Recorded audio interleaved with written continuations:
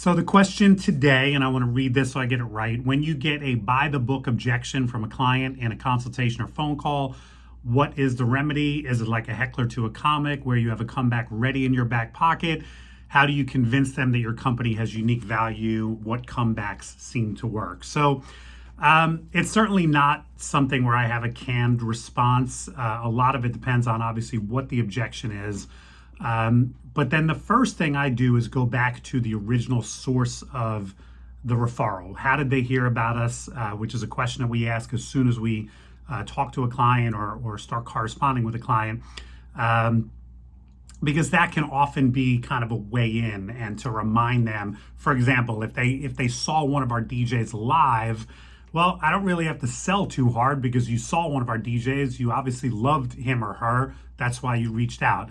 If it's a direct referral from their banquet hall, which we get a lot of, that's a great opportunity to remind them that we don't pay for referrals. So the banquet hall that referred us simply did it because they know we provide great entertainment, and they know that when we're in their room, the client is going to be overwhelmed and the party is going to be fantastic. Or if it's like a wedding wire or not referral, we can remind them, kind of go back and read some of our reviews, which is probably why you reached out to us in the first place. So first and foremost, when I do get an objection, that's the first thing I look at is how did this client hear about us? What was their initial introduction to us? And then I kind of remind them about that. We also have a number of tools in our sales toolbox, if you will, that can help us close deals and that we can show to clients and try to convince them that we are the right company. I mentioned reviews. Reviews are a great source, not only for marketing, but for closing. We will remind them to go back and we'll show them specific reviews from the DJ that they're looking at. And listen, the reviews, it's just like Yelp. Nobody goes to a restaurant nowadays without reading some Yelp reviews. Wedding Wire and The Knot can be the same way. We don't want you to book a DJ until you've had a chance to hear what past clients have had to say. And we're very proud of the fact we have a ton of reviews on those platforms, and that can be a great sales tool to help convince people. We also have a lot of video footage. We're fortunate to have a secondary company here called Elite Films, and they shoot video at a lot of our DJs' weddings.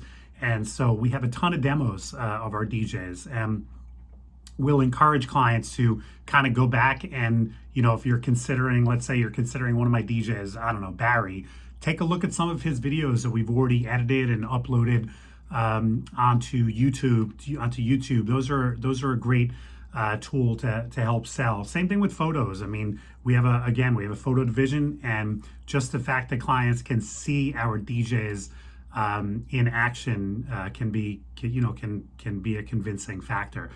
And then finally, if they're looking at one of my specific DJs, I think it's great to connect them. So in other words, again, go back to Barry. If this client is considering Barry, but they're kind of on the fence and they're not sure, I say, well, listen, why don't I schedule a phone call with you and Barry or a Zoom meeting, and you guys can connect and see if you vibe.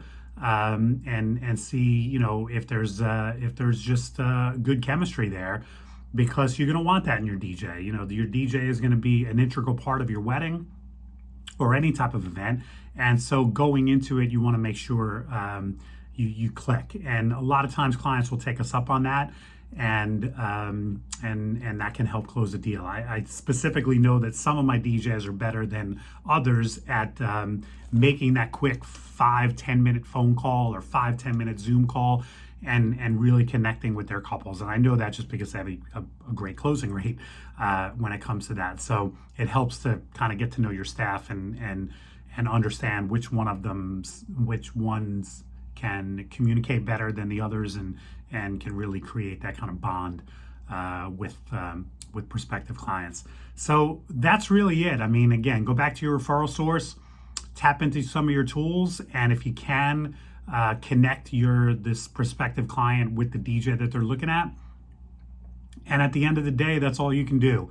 I've often said when a client says no to you in the sales process, it's actually a good thing because you can close that lead and you can move on to a better lead. You know, they always say the worst answer that a salesperson can get isn't no, it's maybe, because then that keeps you following up and plugging along and everything else. So as much as I don't like losing sales, when a client says to me, yeah, no, we chose another DJ, great. I can, cancel that lead and I can focus my attention on other prospects. So that's it. Hope this helps.